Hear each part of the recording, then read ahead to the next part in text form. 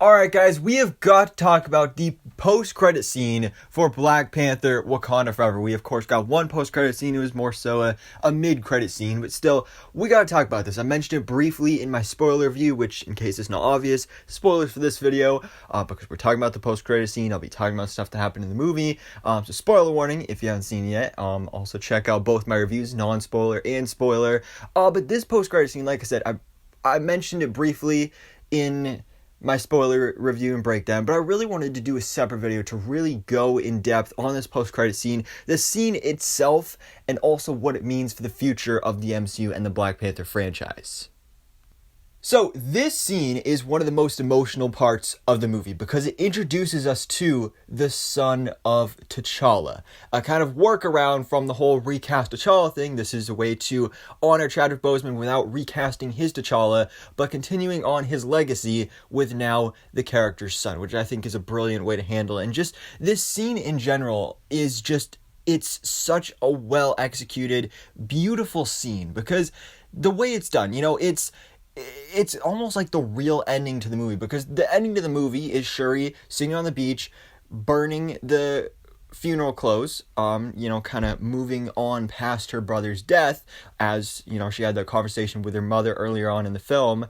And so we get that nice little moment, that ending for Shuri, but then this is the, real ending that kind of, that's the sad ending that kind of reminds you of, okay, this is the movie without Chadwick Boseman. This is the movie to honor Chadwick Boseman. But this second post-credit scene obviously still relates to Chadwick Boseman and T'Challa, but it's more of a, not necessarily happy, but more of a hopeful ending, which I really appreciate. Because as Shuri is sitting there on the beach, alone, crying, just in her thoughts, thinking of her brother, all of a sudden Nakia walks out with this child, who she introduces as, Shuri, this is my son. Meet your aunt, blah, blah, blah. This is the son of T'Challa. And at first, the child is introduced as Toussaint, which is kind of a reference to Toussaint Louverture, a Haitian general and kind of a leader of a revolution. So you already have that kind of aspect of the character brought upon here with his Haitian name, but then it's revealed his Wakandan name is T'Challa. So we have a T'Challa Jr. on our hands here.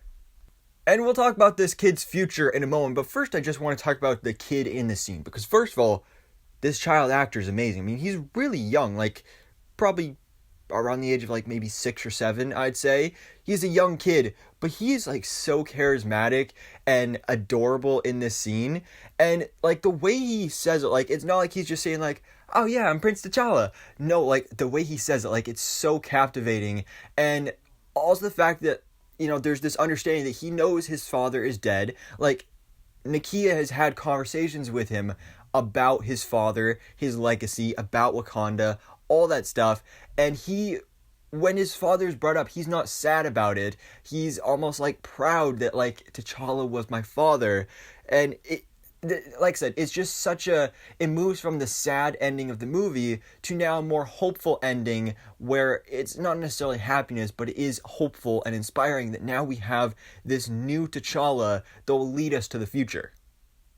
Now, what will that future look like, though? Because we're kind of left with a big question mark on the future of Black Panther. At the end of this movie, M'Baku is the one that challenges for the throne, so we kind of are left with the assumption that M'Baku is going to be the new king of Wakanda, but Shuri is maybe still the Black Panther, but now we have this new T'Challa, which, obviously they're introducing him here to set him up as the new Black Panther going forward, but how's that going to work if he's only 6 or 7 years old? Is it going to be a major time jump? Is he suddenly going to age up? Or is it going to be the other option, Young Avengers? So we got two routes here, and let's talk about the Young Avengers route first. So of course we know the Young Avengers, they are being set up in the MCU. We've seen multiple members being introduced here. Kate Bishop, Hawkeye, Cassie Lang, Stature, Riri Williams, Ironheart in this movie, Kamala Khan, Ms. Marvel, we got Kid Loki, we got Billy and Tommy, aka Wiccan and Speed, who are going to be aged up in Agatha Coven of Chaos. Eli Bradley, aka Patriot, we got America Chavez, we got Scar, who was just introduced in She-Hulk. Most likely Hulkling is going to be coming at some point. Love was just introduced in Thor: Love and Thunder with, of course, the daughter of Gore, now adopted daughter of Thor. She's probably going to be involved here somewhere.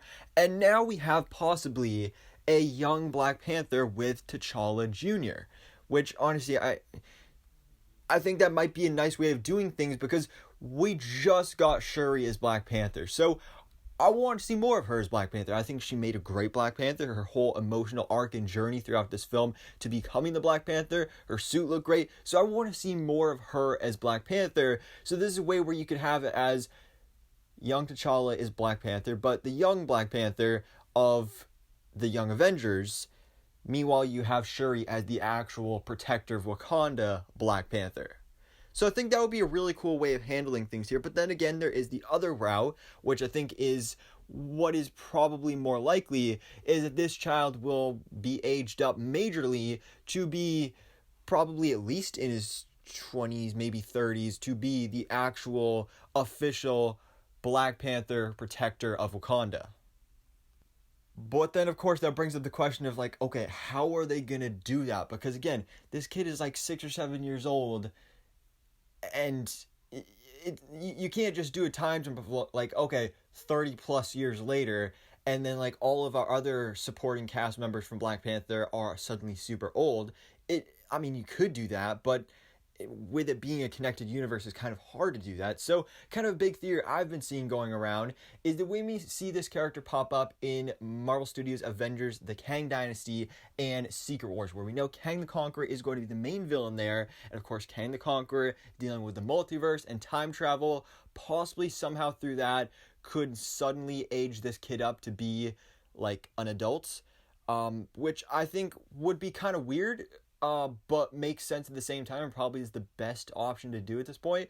It would be weird because then it would be like possibly this kid could be the same age or like just a little bit younger than his mother, and that would be a little odd. But at the same time, you got to do what you got to do, and I think seeing a new T'Challa would be awesome. It'd be, I mean, it would basically be a recast of T'Challa, like a lot of people wanted, but in a different way while still honoring Chadwick Boseman as the T'Challa, but this is another T'Challa that can still live out and tell those stories that T'Challa was a part of in the comics. So this is what I'm hoping for here. Again, we don't know when or if we're getting a Black Panther 3 because kind of this movie really ends off things really nicely for all of our characters pretty much.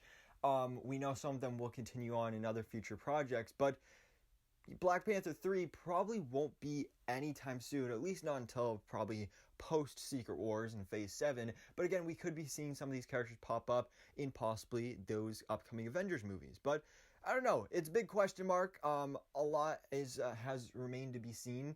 But I'm really excited about this. Again, this was a beautiful post-credit scene, just a beautiful scene on its own. But what it means for the future with now having a new T'Challa, a new future Black Panther on the way.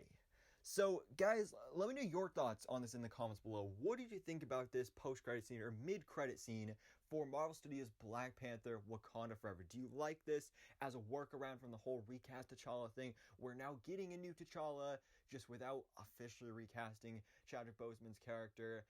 And how do you think this is going to be handled? Do you think he's going to be the Black Panther of the Young Avengers? Or do you think he's going to be the main Black Panther and just aged up super quickly? So, anyways, guys, thanks so much for watching. Please drop a